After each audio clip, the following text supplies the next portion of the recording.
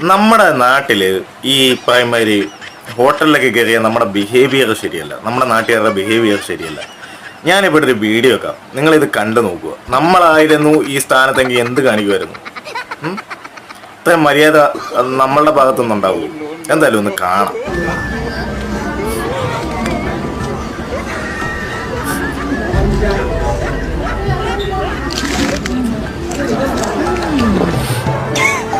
കണ്ടല്ലോ.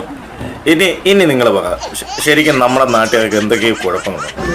ഇത് നോക്ക്, ഒരു പാറ്റ അടുത്തൂടെ വന്നിട്ട് ആ കുട്ടി എടുത്ത് വെച്ച് മര്യാദയ്ക്ക് അതെടുത്ത് ഒളിപ്പിച്ച് അതിനകത്ത് വെച്ച് അത് കഴിച്ചു.